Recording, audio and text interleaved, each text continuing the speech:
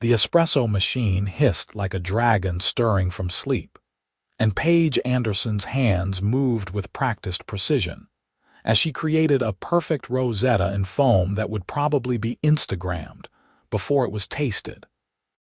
She had been working at the daily grind for 3 years now, and despite finishing her degree in marine biology 6 months ago, she was still here, still steaming milk, still wiping down counters. The ocean research positions had dried up faster than spilled coffee on hot pavement, and her student loans didn't care about her dreams of studying coral reef ecosystems. "One oat milk latte for Derek," she called out, sliding the cup across the pickup counter. The morning rush had finally died down, leaving her with a brief moment to catch her breath. Her coworker, Marcus, was in the back counting inventory, which meant she had the front to herself. The bell above the door chimed, and Paige glanced up from wiping the espresso machine. The man who walked in carried himself differently than their usual customers. He wore a charcoal suit that probably cost more than her car, but he had loosened his tie and unbuttoned the top button of his shirt. His dark hair was slightly mussed, like he had been running his hands through it, and there was something exhausted yet alert in his eyes. He looked like he hadn't slept properly in days. "Hi, welcome to the daily grind. What can I get started for you?" Paige asked, giving him her standard customer service smile. He approached the counter slowly, studying the menu board behind her with an intensity that seemed excessive for choosing coffee. "What would you recommend for someone who hasn't had decent sleep in 72 hours and has another meeting in 20 minutes? "I'd recommend a nap, but if you're set on caffeine, I'd go with our cold brew with an extra shot. It's smooth, not acidic, so it won't wreck your stomach and it'll definitely wake you up." The corner of his mouth lifted slightly. "Sold. Large, please." As Paige rang him up, she noticed his hands. They were the hands of someone who worked with his mind rather than physical labor, but there was a slight tremor in them.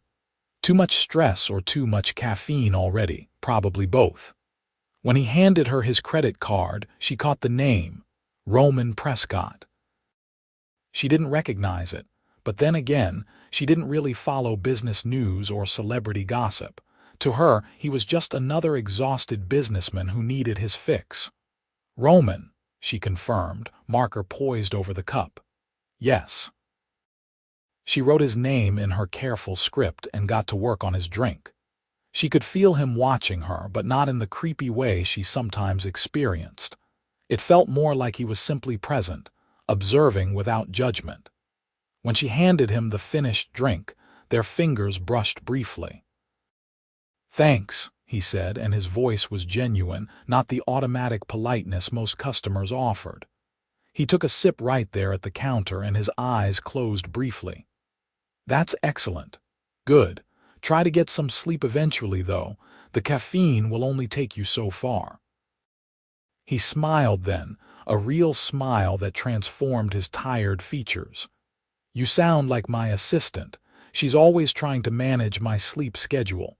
Smart woman. You should listen to her, probably." He hesitated, and Paige got the sense he wanted to say something else, but another customer walked in behind him. He nodded to her and moved to a small table by the window, pulling out his phone. Paige served the next few customers on autopilot, but she found herself aware of Roman's presence in a way that annoyed her. She wasn't the type to get distracted by attractive customers. She had dated sporadically through college, nothing serious, and she had been perfectly content being single while she focused on her career. Except now, she didn't really have a career, just a job that paid the bills while she sent out application after application to research facilities that never responded. Roman stayed for his full 20 minutes, working on his phone with fierce concentration. When he left, he threw away his cup and gave her a small wave. "Thanks again." "Have a good day," she replied. She didn't expect to see him again. The daily grind was located in the financial district of Seattle, surrounded by dozens of other coffee shops. But the next morning, at almost the exact same time, the bell chimed and Roman walked in. This time he looked marginally better rested, and he approached the counter with more purpose. "I'll have the same as yesterday," he said. "That cold brew was the best decision I made all day." Paige laughed. "Rough day. You have no idea. 3 meetings that should have been emails, 2 conference calls that went in circles, and a dinner that lasted 4 hours longer than it needed to." "Sounds terrible," she said, and she meant it. She rang him up and started preparing his drink. "What about you?" he asked, and the question surprised her. "How was your day?" She glanced at him while pulling the cold brew from the tap. "Yesterday, fine. Same as most days. Morning rush, afternoon lull, evening students cramming for exams. The usual coffee shop excitement. You ever get tired of it?" It was a more personal question than she expected from a customer, but something about his tone made it seem like genuine curiosity rather than small talk. "Sometimes," she admitted, "but it pays the bills." She handed him his drink and he paid, but he didn't immediately leave. "I'm Roman, by the way. I know you know that from the cup, but proper introductions seem appropriate since I'm apparently becoming a regular." "Paige," she said, even though he could read her name tag. "Nice to officially meet you." "Paige," he repeated, like he was testing how it sounded. "Thanks for the excellent coffee, Paige." He took the same table as yesterday, and Paige tried not to watch him while she served other customers. She failed. This became a pattern. Roman came in every weekday morning at approximately 8:30, ordered the same cold brew with an extra shot, and stayed for 20 to 30 minutes. After the first week, they started having brief conversations while she made his drink. Nothing deep, just casual exchanges about the weather, the news, random observations about the world. Paige learned that he had a dry sense of humor that caught her off guard. Roman learned that she made terrible puns when she was tired. It was easy, comfortable, the kind of casual friendship that sometimes develops between service workers and regular customers. "So what did you go to school for?" Roman asked one morning during the 3rd week, after she had mentioned something about graduation. "Or are you still in school?" "Finished last year, marine biology." His eyebrows rose. "Really? That's fascinating. Why are you working here instead of doing something with that?" Paige shrugged, trying to keep her tone light even though the question stung. "Turns out there aren't a lot of entry-level marine biology positions available, and the ones that exist have about 500 applicants. I've sent out dozens of applications. Nothing yet. That's frustrating." "Yeah, well, at least I make a mean latte." She handed him his cold brew with perhaps more force than necessary. "Your coffee, sir." "I'm sorry," he said quietly. "I didn't mean to hit a sore spot," she sighed. "No, I'm sorry. It's just been a rough few months of rejection emails. I didn't mean to take it out on you." "Understandable." He paid and collected his drink, then paused. "For what it's worth, any organization would be lucky to have someone as dedicated as you seem to be." The compliment, delivered so matter-of-factly, made her cheeks warm. "Thanks." That afternoon, during her break, Paige found herself Googling Roman Prescott Seattle. The results made her nearly drop her phone. Roman Prescott was the founder and CEO of Prescott Maritime Solutions, a company that designed sustainable shipping technology. At 32 years old, he had built a billion-dollar empire focused on reducing oceanic pollution from commercial shipping vessels. His net worth was estimated at somewhere north of $3 billion. The man who had been coming to her coffee shop every morning, making small talk about the weather and complaining about too many meetings, was one of the wealthiest people in Seattle. Paige didn't know what to do with this information. Part of her felt stupid for not recognizing him, though she had never been one to follow billionaire gossip. Another part of her felt suddenly self-conscious. Had he been slumming it, amusing himself with the barista? But that didn't match the genuine person she had been getting to know. She decided not to mention that she knew. What would she even say? By the way, I Googled you and found out you're ridiculously rich. That felt weird and invasive. But the next morning, when Roman came in, she saw him differently. The expensive suit made sense now. The phone calls he took sometimes while waiting, speaking in low tones about contracts and logistics and shipping routes. The exhaustion that seemed to permanently live behind his eyes, the weight of running a massive company. "Morning," he said, approaching the counter with what had become a familiar, easy smile. "How's your day starting?" "Good." "The usual chaos. Some guy came in and ordered a decaf triple espresso, which seems like a contradiction in terms, but who am I to judge?" Roman laughed, the sound genuine and warm. Maybe he just likes the taste. Maybe he's just chaos incarnate. While she prepared his cold brew, she felt him watching her again. She had gotten used to it, but now it made her nervous in a way it hadn't before. "Paige," he said, and something in his tone made her look up. He was standing closer to the counter than usual, and there was a determined set to his jaw, like he had made a decision about something. "I have a question for you, and feel free to say no. I'll still come here for coffee either way." Her heart started beating faster. "Okay. Would you want to get dinner with me sometime? Not here, somewhere actually nice where you're not working." The question hung in the air between them. Paige's mind raced. He was asking her out. Roman Prescott, billionaire CEO, was asking her, a barista with student debt and a currently useless degree, out to dinner. Like a date, she asked because she needed to be clear.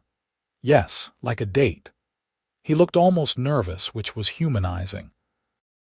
"I've been coming here for weeks now, and I look forward to these few minutes talking to you more than almost anything else in my day.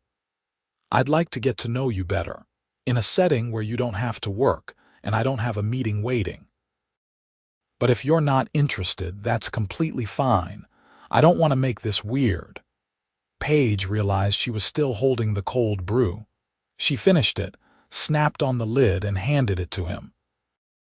Her mind was spinning through complications. The vast difference in their worlds, the potential for this to be a disaster. But she was also thinking about how he made her laugh, how he actually listened when she talked, how he treated her like a person rather than just the service worker making his drink. "Yes," she said, "I'd like that." His face transformed with relief and happiness. "Yeah? Yeah. But full disclosure, I should tell you that I know who you are now.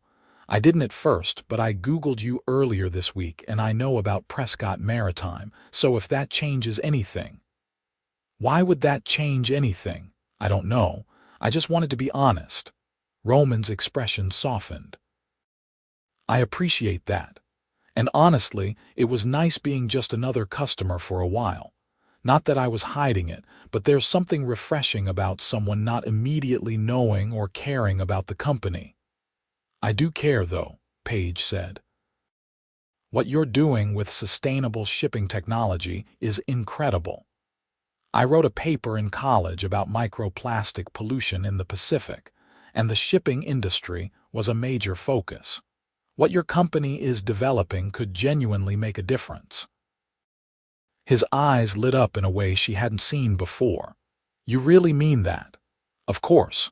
Why would I say it if I didn't? You'd be surprised how many people say things they don't mean when they find out about the money." There was something almost vulnerable in his voice, and Paige understood suddenly that wealth came with its own complications, its own loneliness. "Well, I'm not most people.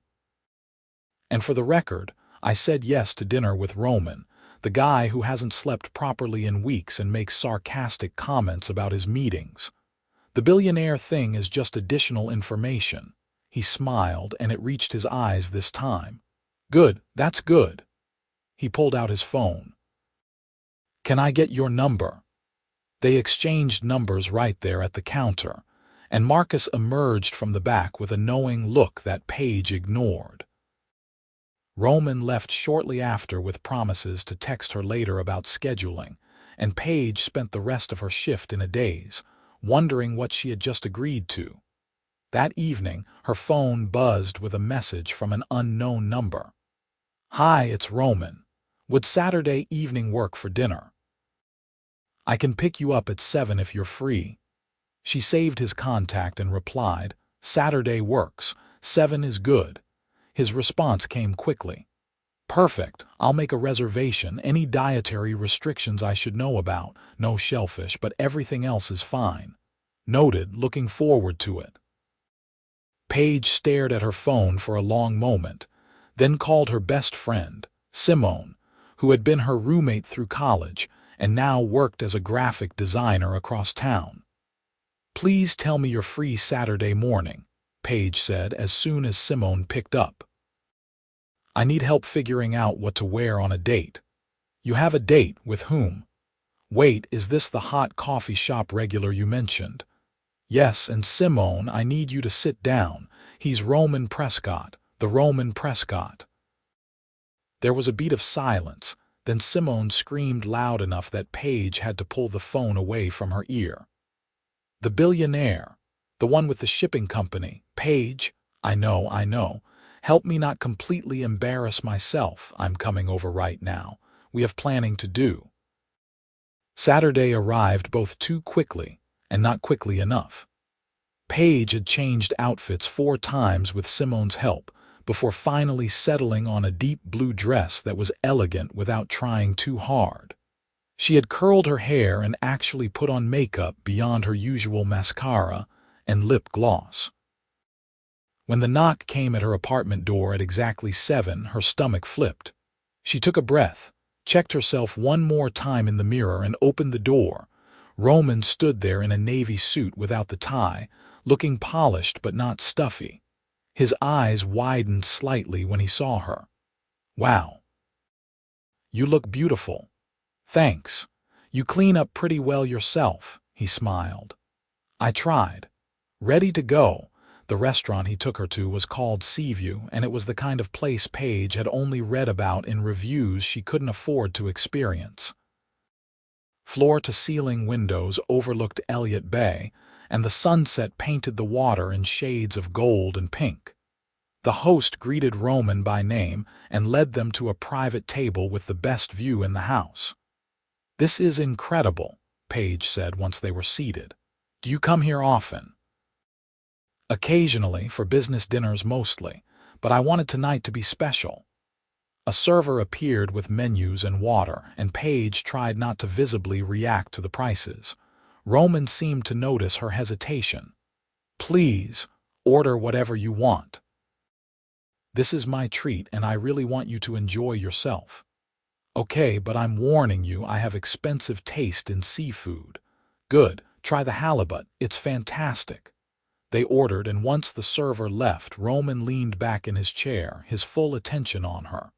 "So tell me about marine biology. What drew you to it?"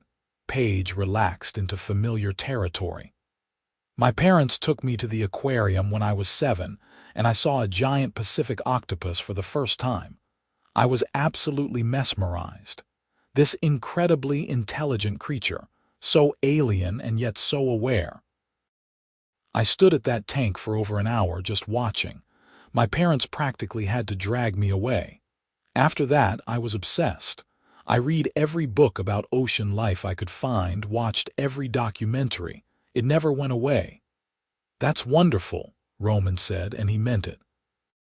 "The world needs people who care that deeply about things.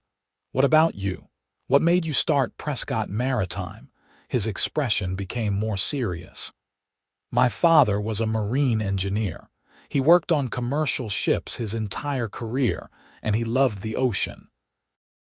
But he also saw firsthand how much damage the shipping industry was doing. Fuel spills, waste dumping, noise pollution affecting marine mammals. He used to come home and talk about how it broke his heart, seeing something he loved being destroyed. He died of cancer when I was 22, and I was angry. Angry at the world, at the unfairness of it, at my own powerlessness. So I decided to do something. I had studied engineering and business, and I figured I could either complain about the problem or try to fix it. "I'm sorry about your father," Paige said softly, "but he'd be proud of what you've built." "I hope so. Some days I'm sure, some days I wonder if I'm doing enough." "You're doing more than most people ever attempt." Their food arrived, and the conversation flowed easily from there. They talked about everything: books they had read, movies they loved, embarrassing childhood stories. Roman told her about learning to sail as a kid and capsizing the boat the first time he went out alone. Paige told him about accidentally releasing a bucket of minnows in her college dorm room and the chaos that ensued. "How did you even get the minnows into the dorm?" Roman asked, laughing so hard there were tears in his eyes. Very carefully and with a lot of denial about why it was a bad idea. "I wanted to study their behavior up close. In my defense, I was 18 and not thinking clearly." "I love that. Most people's college stories involve parties. Yours involves fish." "I went to parties too," Paige protested. "I just also happened to bring marine life into inappropriate places." As the evening progressed, Paige found herself forgetting about the wealth difference, the fancy restaurant, everything except the man sitting across from her. Roman was funny and thoughtful, self-deprecating about his successes and genuinely interested in her life. He asked questions and actually listened to the answers, remembered small details from their coffee shop conversations. When dessert came, a chocolate creation that looked almost too beautiful to eat, Roman's phone buzzed on the table. He glanced at it and frowned slightly but didn't pick it up. "You can answer that if you need to," Paige said. "I understand if it's important. It's my assistant. It can wait." He turned the phone face down. "I'm not going to spend our first date dealing with work calls. You're more important." The simple statement made Paige's heart flutter. "Thank you." They shared the dessert, and when Roman drove her home afterward, he walked her to her apartment door like a proper gentleman. The streetlight cast his face in soft shadows, and Paige didn't want the evening to end. "I had a really great time," she said. "Thank you for dinner." "Thank you for saying yes." Roman took a step closer and Paige's breath caught. "I'd really like to see you again, if you're interested." "I'm very interested." He smiled and then he leaned in slowly, giving her plenty of time to pull away if she wanted. She didn't want to. Their first kiss was soft and sweet, a question and an answer all at once. When they pulled apart, Paige felt dizzy in the best way. "Good night, Paige," Roman said, his voice slightly rough. "Good night, Roman." She floated into her apartment and immediately called Simone, who had demanded a full report. "It was perfect," Paige said, falling onto her couch. "He's perfect. We're going out again." "I knew it. I'm so happy for you." Over the next few weeks, Paige and Roman fell into a pattern. He still came to the daily grind most mornings, but now their interactions had a different quality, loaded with shared knowledge and affection. He took her out twice more. Once to a concert by the Seattle Symphony playing oceanic-themed music, and once on a sailing trip where he taught her to handle the ropes, and they watched dolphins playing in the wake. "They're Pacific white-sided dolphins," Paige said, leaning over the railing with unbridled excitement. "Look at the markings. They're so beautiful." Roman stood behind her, his hands resting lightly on her waist, and she could hear the smile in his voice. "You're so beautiful." "But yes, the dolphins too." She turned in his arms and kissed him, tasting salt and happiness. "This is the best date I've ever been on. Good. I'm competing with marine life for your attention, so I have to bring my A game. But it wasn't all perfect."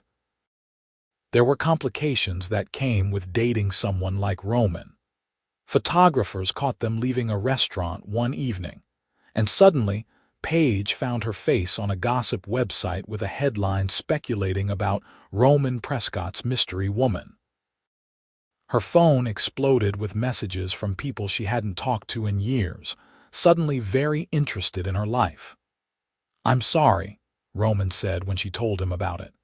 They were at his apartment, a stunning penthouse overlooking the city, and he looked genuinely distressed. "I should have warned you this might happen." "It's fine," Paige said, though she felt unsettled.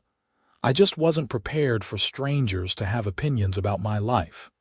Do you want me to have my PR team issue a statement asking for privacy? Would that help?" "Probably not, but it might slow things down." Paige sat down on his expensive couch and tried to sort through her feelings. "I don't want to hide, like I'm something to be ashamed of, but I also don't love the idea of being tabloid fodder." Roman sat beside her, taking her hand. "You are absolutely nothing to be ashamed of. If anything, I'm worried you'll realize you can do better than a workaholic billionaire who hasn't taken a real vacation in 3 years. That's not going to happen." She squeezed his hand. "We'll figure this out, together." The gossip died down after a week, moving on to some celebrity scandal that was more interesting.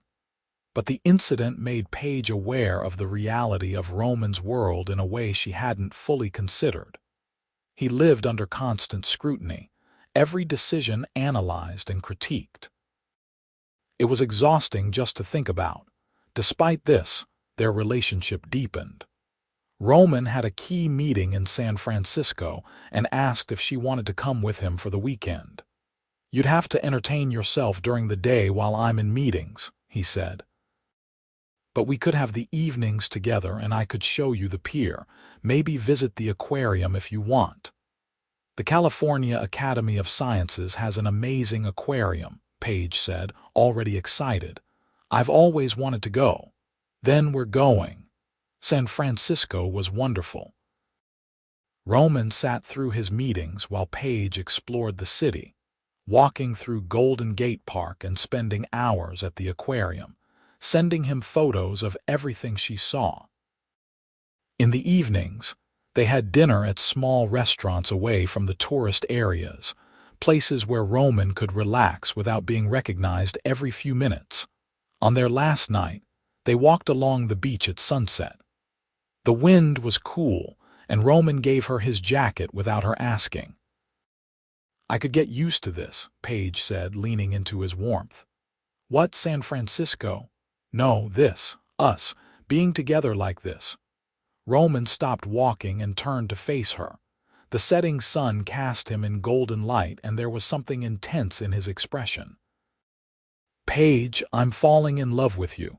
I think I have been since you first lectured me about getting more sleep. I know it's fast, and I know our lives are complicated, but I need you to know that. You're not just someone I'm dating casually. You matter to me." Paige's throat tightened with emotion. "I'm falling in love with you too. You make me happier than I've been in a long time.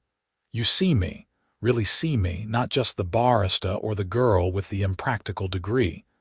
You make me feel like anything is possible." He kissed her then, deep and passionate, and Paige felt the truth of their words in every touch. When they finally pulled apart, both breathless, Roman rested his forehead against hers. "Stay with me tonight, really stay, not just for dinner." "Okay," she whispered. "Yes." That night marked a shift in their relationship, a new level of intimacy and trust.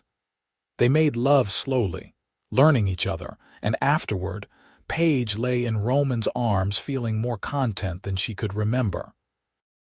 This was what she had been waiting for without knowing it, this connection that felt both exciting and safe. When they returned to Seattle, reality reasserted itself in unexpected ways. Paige received an email from the Coastal Research Institute, one of the many places she had applied months ago.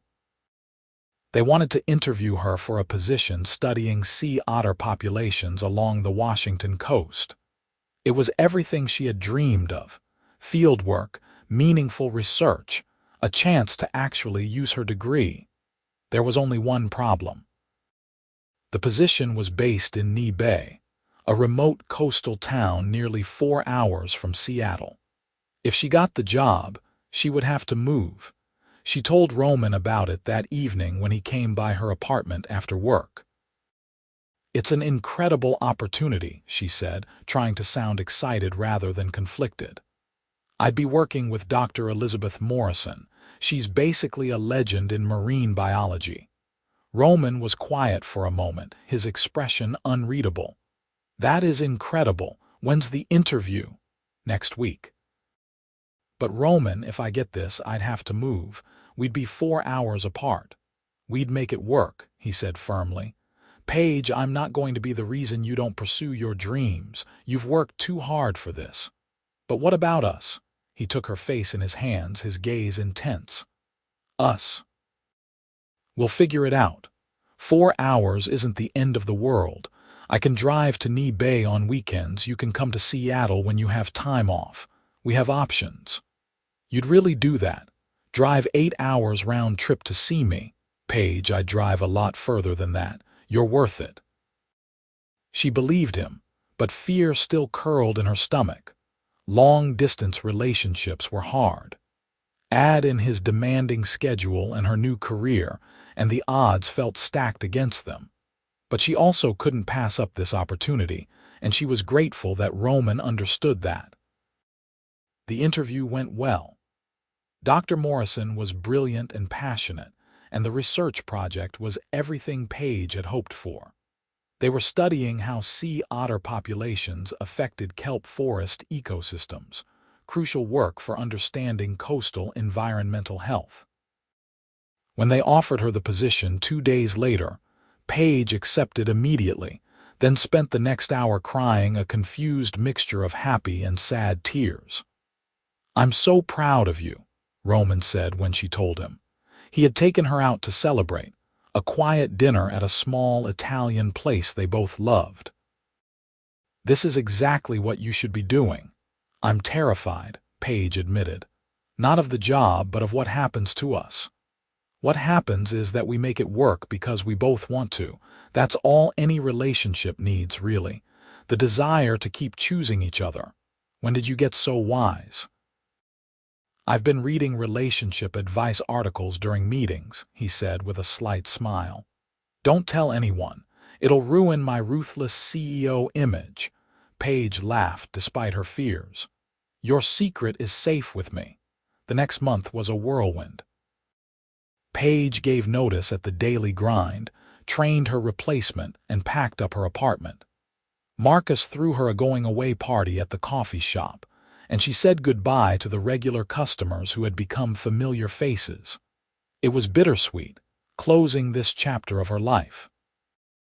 Roman helped her move, renting a truck and driving with her to Knee Bay. The town was small and windswept, perched at the edge of the world where the strait met the ocean. Her new apartment was tiny, barely more than a studio, but it had a view of the water that took her breath away. "It's perfect," she said, standing at the window while Roman unpacked boxes behind her. "It is," he agreed, coming to stand beside her. "I'm going to miss you so much. I'm going to miss you too." He stayed the whole weekend, helping her get settled and exploring the town together. They walked the beaches, watched storms roll in across the water, and held each other close at night, both aware of the coming separation. When he had to leave Sunday evening, Paige walked him to his car. "Drive safe," she said, fighting tears. "Text me when you get home." "I will." He kissed her, long and thorough. "I'll see you next weekend. I promise."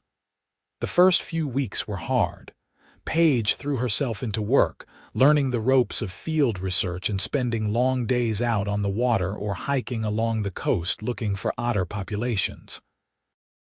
The work was exhausting and exhilarating, everything she had dreamed it would be. But coming home to an empty apartment felt wrong after getting used to spending most evenings with Roman. They talked every night, video calls where they shared their days. Roman told her about new contracts and frustrating board meetings. Paige showed him photos of the otters she had observed and the beautiful, desolate coastline. It helped, but it wasn't the same as being together. True to his word, Roman drove up every Friday evening he could manage. Sometimes he could only stay until Sunday morning. Other times he worked remotely on Mondays to steal extra time. Paige lived for those weekends, for the feeling of falling asleep in his arms and waking up beside him. "This isn't sustainable," Roman said one Saturday morning, about 2 months into her new job. They were having coffee at the only decent cafe in Knee Bay, a small place that couldn't compare to the daily grind but had a certain charm. "I'm exhausted, you're exhausted, and we're both miserable most of the week." Paige's heart sank. This was it, the conversation where he told her that long distance wasn't working, that they should take a break or see other people, or whatever gentle euphemism people used for breaking up. "I know," she said quietly. "I'm sorry."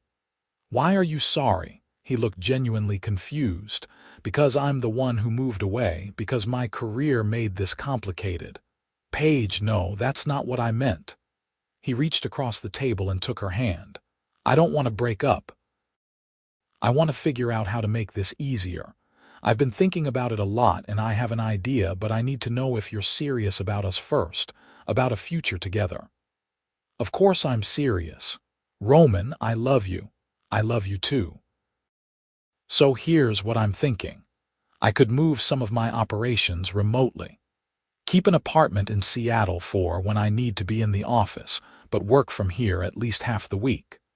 We're developing new water quality monitoring technology that would actually benefit from being tested in this area. I could justify it to the board. You'd move here, to Knee Bay, part-time, yes, if you want me to." Paige felt tears prick her eyes. "That's crazy. This town has 2 restaurants and 1 grocery store. It also has you, which makes it infinitely more appealing than anywhere else." He squeezed her hand. "I'm not saying it would be perfect. I'd still have to travel for business, and there would be times when I'm stuck in Seattle for a week or more. But it would be better than what we're doing now. You'd really do that? Rearrange your whole life for me?" "Paige, you're not some distraction from my life. You're the best part of it. Yes, I'd really do that."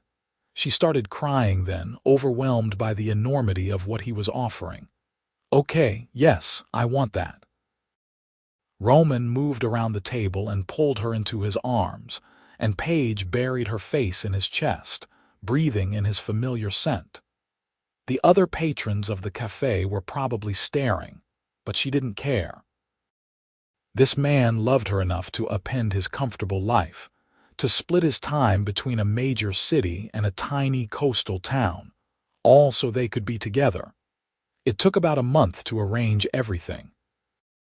Roman set up a home office in a small house he rented on the edge of town, somewhere with space for video conferences and good internet for the constant connectivity his job required. He hired an additional assistant to help manage his schedule across 2 locations. And he started spending Sundays through Wednesdays in Knee Bay, working remotely and stealing lunches and evenings with Paige. The arrangement wasn't perfect. There were times when Roman had to fly to Seoul or Rotterdam for business trips, leaving Paige alone for a week or more. There were moments of frustration when his calls ran late and interrupted their dinner plans, or when Paige had to leave before dawn for field work and they barely saw each other. But they made it work because they both wanted to, just like Roman had said.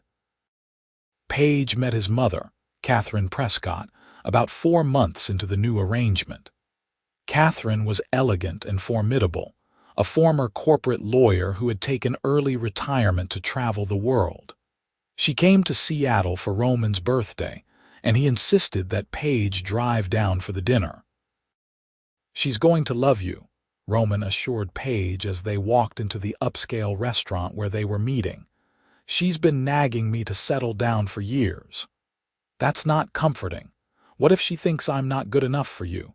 Then she'd be wrong, and I'd tell her so. He kissed her temple. Relax. You're brilliant and accomplished, and you make me happy. That's all she cares about. Catherine Prescott was indeed formidable, with sharp eyes that seemed to see right through Paige's nervous smile. But she was also warm, hugging Paige immediately and saying, "So you're the young woman who finally convinced my son that there's more to life than quarterly earnings reports."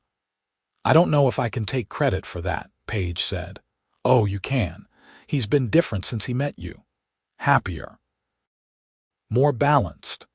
Catherine smiled at her son with obvious affection. "That's worth everything to me." Dinner was easier after that. Catherine had a wicked sense of humor and told embarrassing stories about Roman's childhood that made him groan and Paige laugh. She asked thoughtful questions about Paige's research, clearly having done her homework, and seemed genuinely interested in the answers. As the evening wound down, Catherine pulled Paige aside while Roman was handling the bill. "He's going to ask you to marry him," she said quietly. "I don't know when, but it's coming. I can see it in how he looks at you." Paige's heart skipped. "Did he tell you that?" "He didn't have to. I'm his mother, I know." Catherine squeezed her hand. "When he does, I hope you say yes. You're good for him, and I think he's good for you too." "He is," Paige said softly.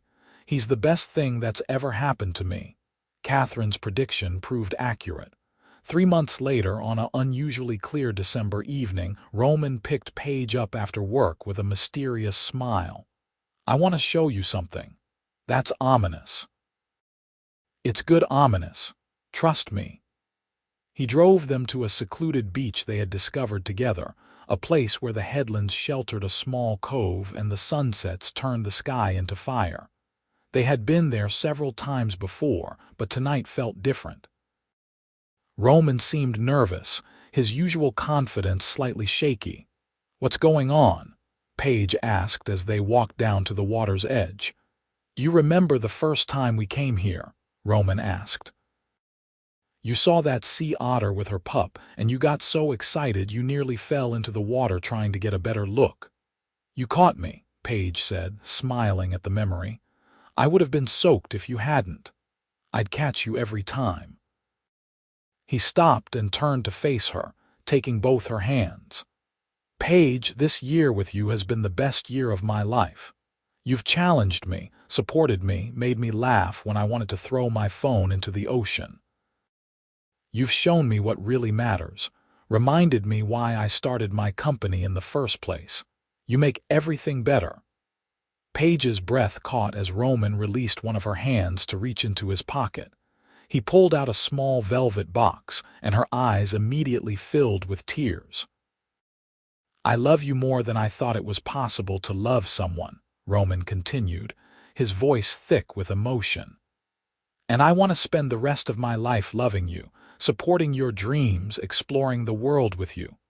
Paige Anderson, will you marry me?" He opened the box to reveal a ring that made Paige gasp. It was beautiful, elegant, with a central diamond surrounded by smaller stones in a design that looked like water ripples. It was perfect, thoughtful, so Roman. "Yes," she said, crying and laughing at the same time. "Yes, of course, yes." Roman's hands shook slightly as he slid the ring onto her finger, and then he was lifting her up and spinning her around, both of them laughing. When he set her down, he kissed her deeply, and Paige felt like her heart might burst from happiness. "I was so nervous," Roman admitted, resting his forehead against hers. "What if you said no?" "Never. Roman, you're everything to me." They stayed on the beach until after dark, wrapped in each other and making plans. They decided on a relatively short engagement, neither of them seeing the point in waiting.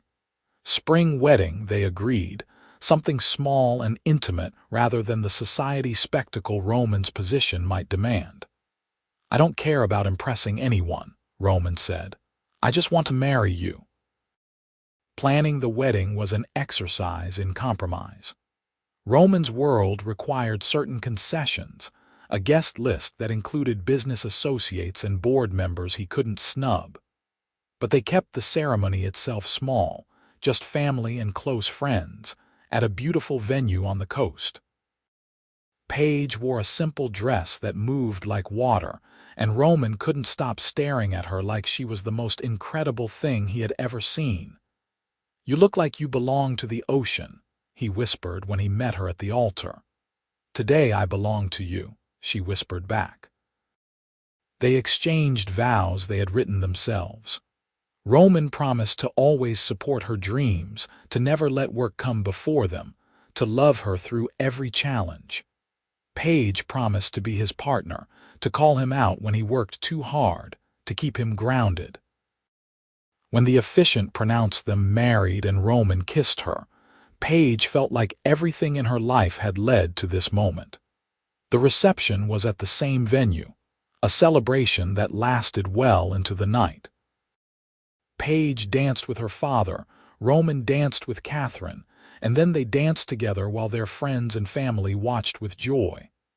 "My wife," Roman said, holding her close as they swayed to the music. "I love how that sounds."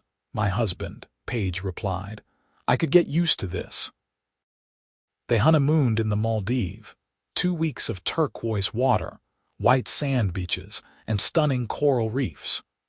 Roman arranged for them to go diving every day, and Paige spent hours underwater, exploring the reefs with childlike wonder. Roman wasn't as experienced a diver, but he followed her around, content to watch her joy. "This is incredible," Paige said one evening after a particularly amazing dive. They were having dinner on the beach, just the two of them under a canopy of stars. "Thank you for bringing me here. Thank you for making me slow down enough to enjoy it. A year ago, I would have spent this whole time checking emails." "Are you telling me you haven't checked your email even once?" he laughed. "Okay, maybe a few times, but significantly less than I would have."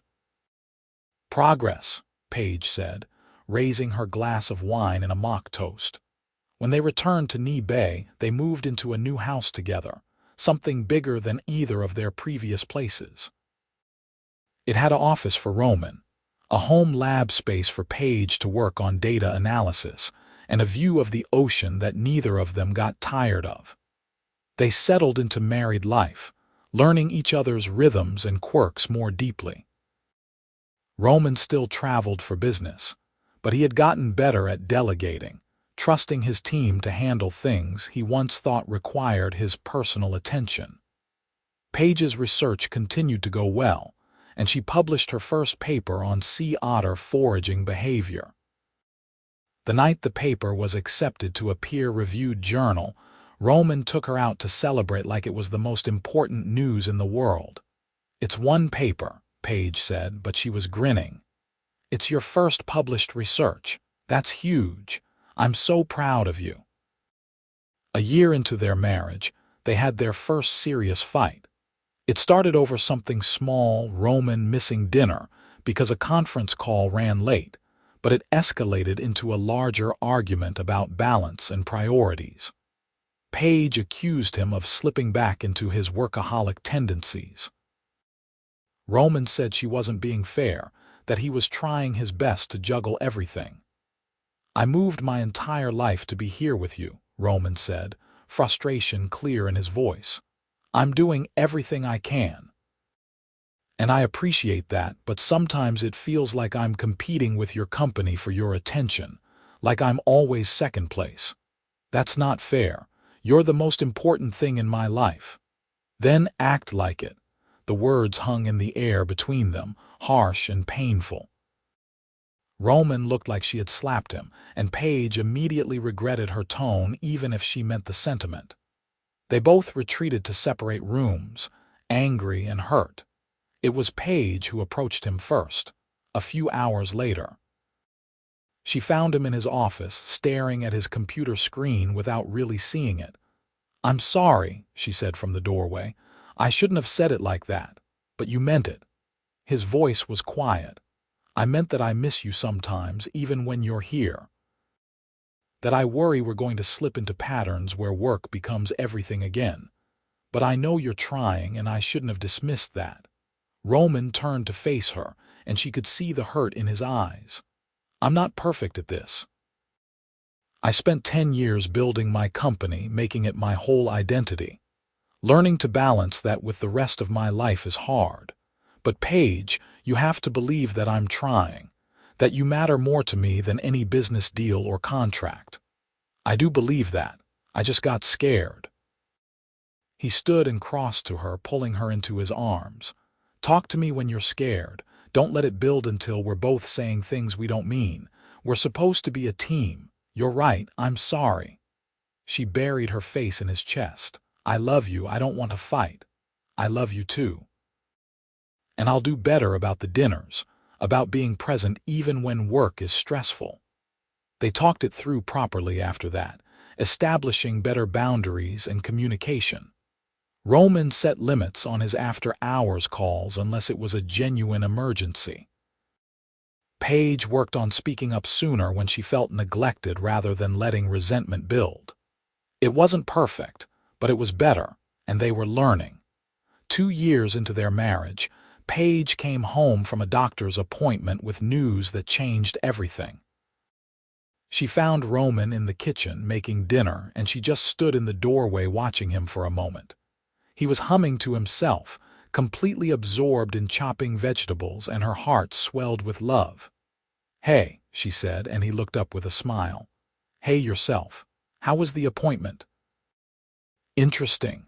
She walked over to him, her hands shaking slightly. "Roman, I'm pregnant." He froze, the knife suspended mid-chop. "What? I'm pregnant. About 8 weeks along. I had been feeling weird, so I went to the doctor in surprise." The knife clattered to the cutting board as Roman turned to her fully, his expression cycling through shock, disbelief, and then pure joy. "We're having a baby. We're having a baby." He let out a sound that was half laugh, half sob, and pulled her into his arms, holding her so tightly she could barely breathe. "Oh my God, Paige, we're going to be parents. I know, are you happy? We never really talked about timing." He pulled back enough to look at her, and there were tears in his eyes. "Happy doesn't begin to cover it. I'm thrilled, terrified but thrilled. Are you happy?" "Yes, scared out of my mind, but yes." They stood in the kitchen holding each other, both overwhelmed by the magnitude of this new chapter. Roman kept touching her stomach gently, like he couldn't quite believe it was real. The pregnancy was relatively smooth, though Paige had to adjust her fieldwork routine as she got bigger. Dr. Morrison was understanding, shifting her to more data analysis and less physically demanding tasks. Roman became hilariously overprotective, constantly worried about her doing too much.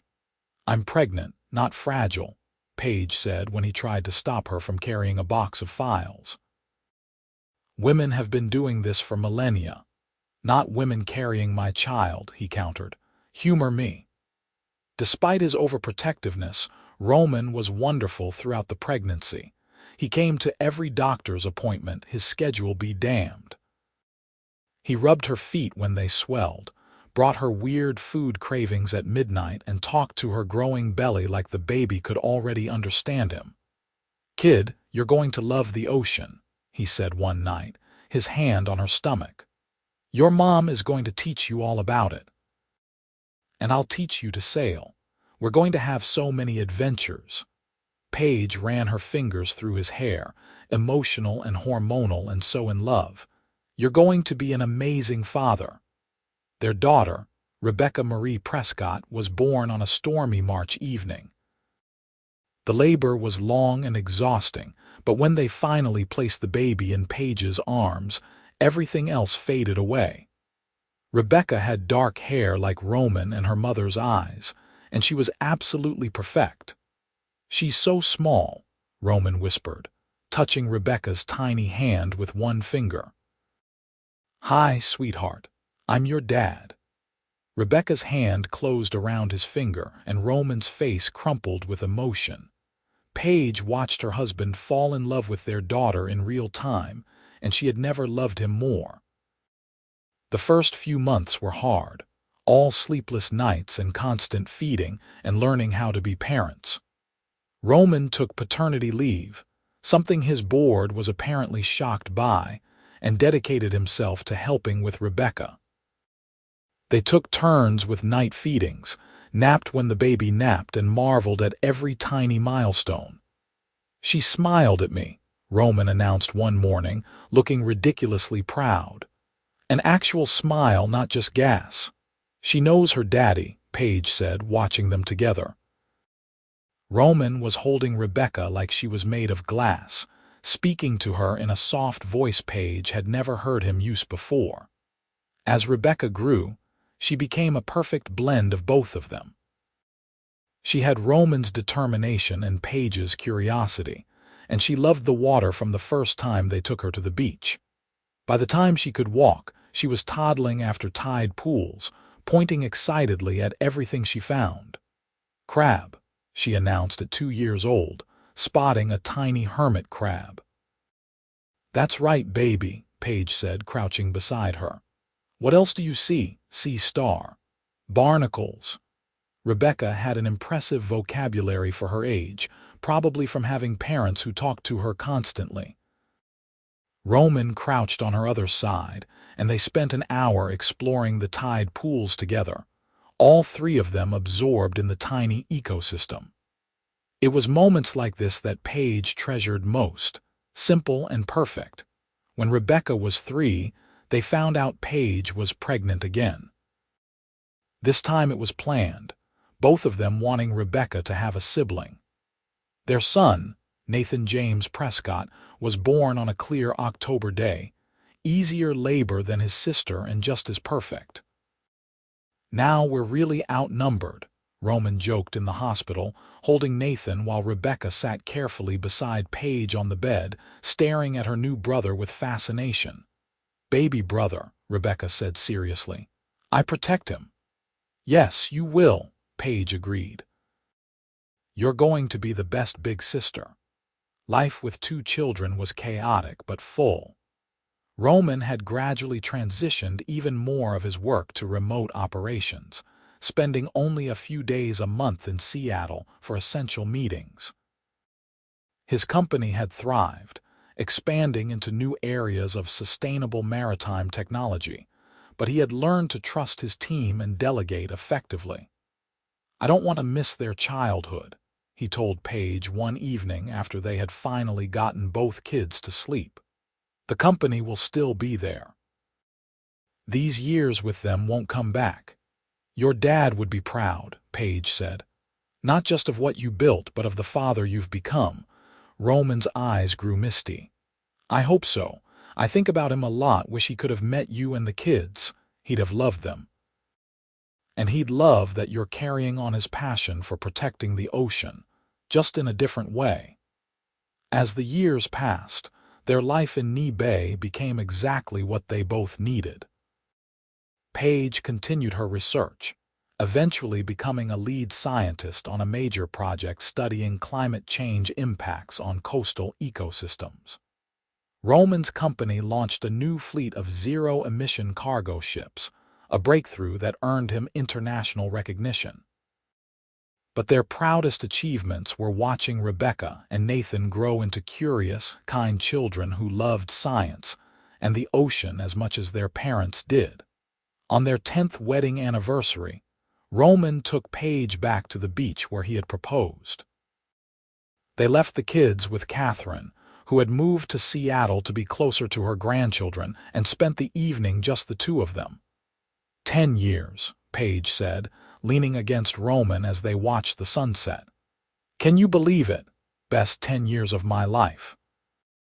"Well, technically 12, counting from when I first walked into that coffee shop.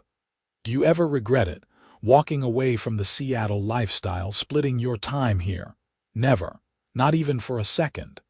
He turned her to face him, his hands cupping her face. "Paige, You gave me everything I didn't know I needed. A real home, a family, purpose beyond just building wealth. I'd do it all again in a heartbeat. Even the part where I nearly destroyed your apartment trying to cook dinner that first time," he laughed.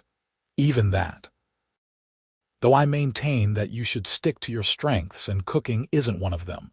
Rude but fair." She kissed him softly. "I love you, Roman Prescott. Thank you for being brave enough to ask out a barista who had no idea who you were. Thank you for saying yes. Thank you for seeing me, not just the company or the money. Thank you for building this life with me." They stayed on the beach until the stars came out, talking about everything and nothing, comfortable in the life they had created together. When they finally headed home, they drove past the Daily Grind sister location that had opened in Knee Bay a few years back. Paige smiled, remembering where it all started.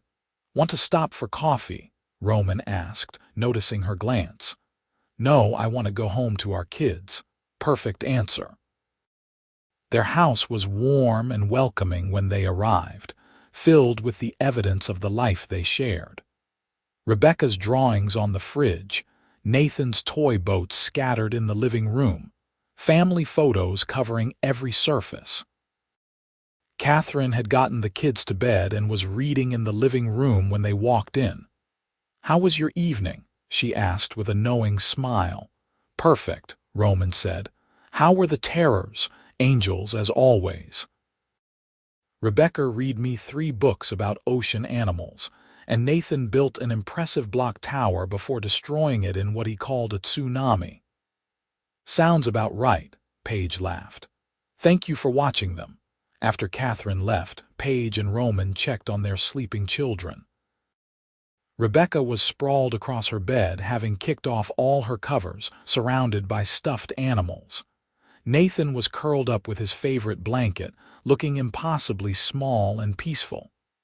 "We did good," Roman whispered, adjusting Rebecca's blankets. "We did," Paige agreed.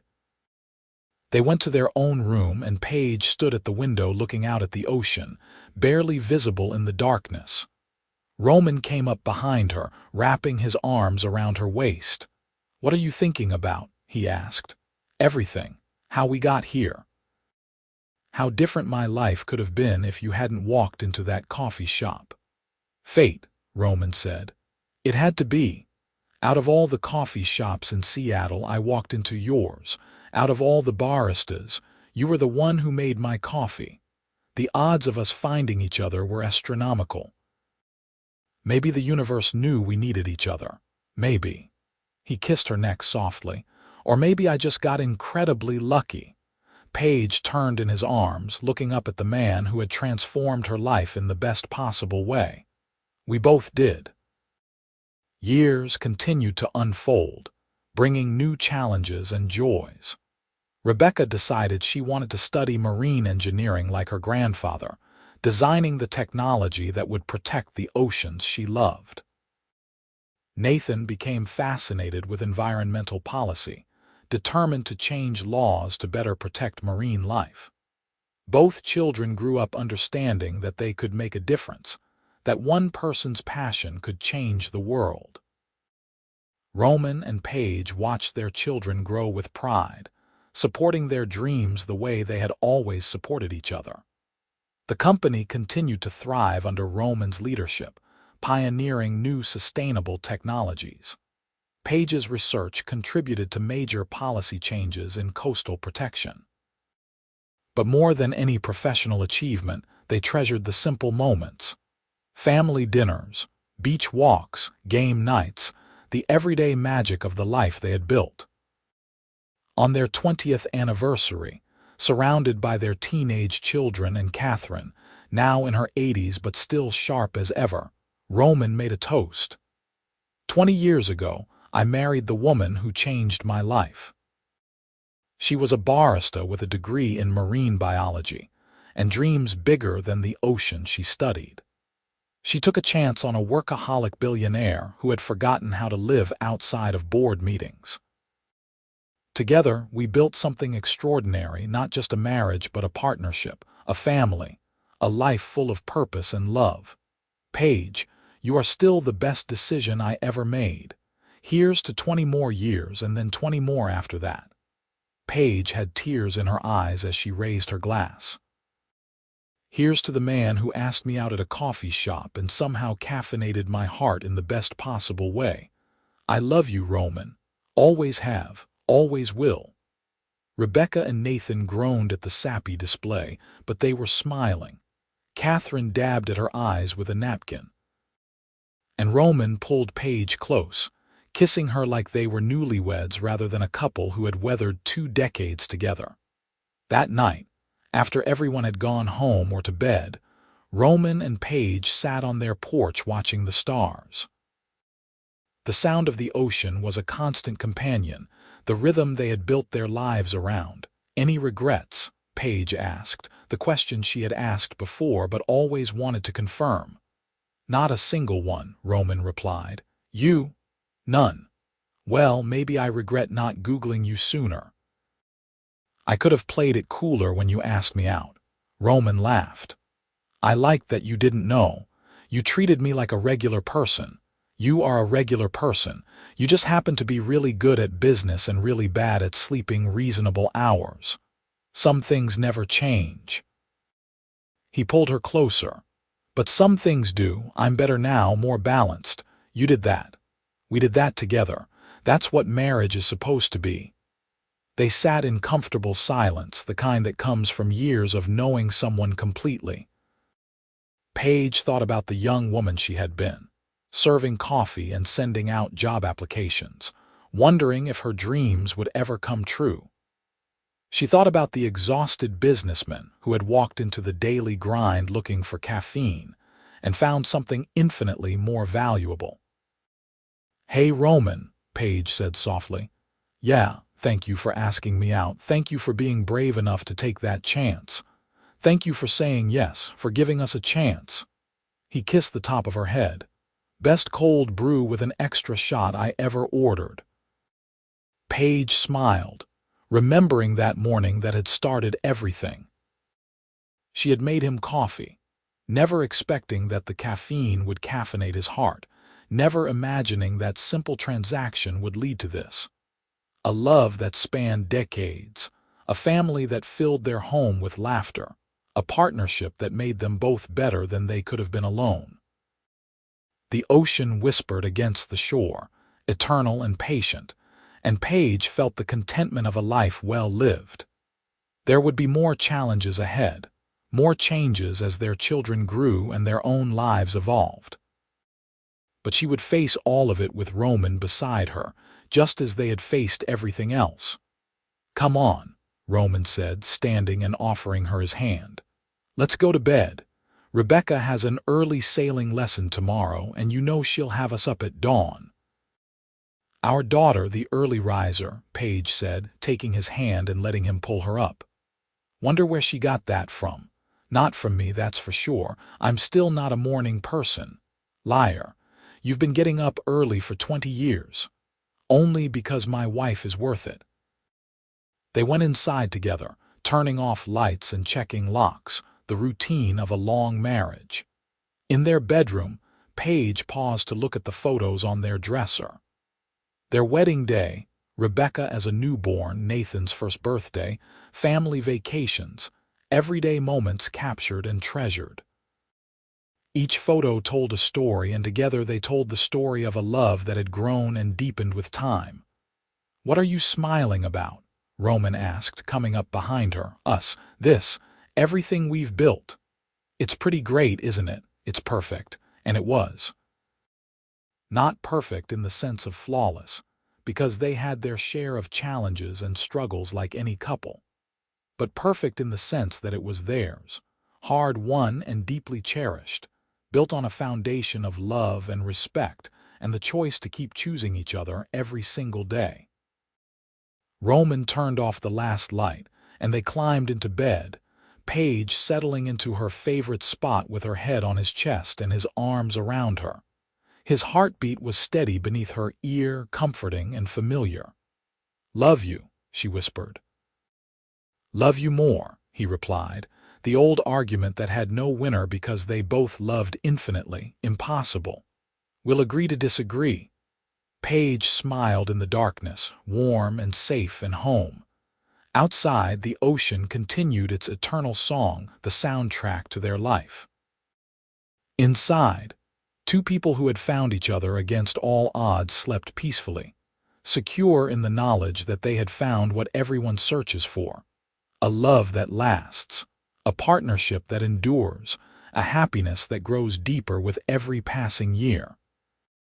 The story that began with a simple coffee order in a busy Seattle shop had become a lifetime of moments, both ordinary and extraordinary. Roman had walked into the daily grind looking for caffeine and found the person who would make his heart race faster than any amount of coffee ever could. Paige had been serving customers and nursing broken dreams, never expecting that one exhausted businessman would become her entire world. They had taken a chance on each other, and that chance had paid off in ways neither could have predicted. Through career changes and cross-country moves, through the joy of children and the challenges of marriage, through every season of life, they had held on to each other and built something beautiful. And that was their story, started at a coffee shop, cemented on windswept beaches, lived out in a small coastal town where the ocean met the shore. It was a story of love found unexpectedly, nurtured carefully, and treasured completely. It was, quite simply, the best story either of them could have written, and they were grateful for every chapter. In the morning, Rebecca would wake them early for sailing, and Nathan would complain about the hour before reluctantly joining them. They would spend the day on the water as a family, Roman teaching their children to read the wind while Paige pointed out marine life. It would be one more perfect day in a lifetime of them, one more memory to add to the collection. But for now they slept, wrapped in each other and in the peace of a love well earned.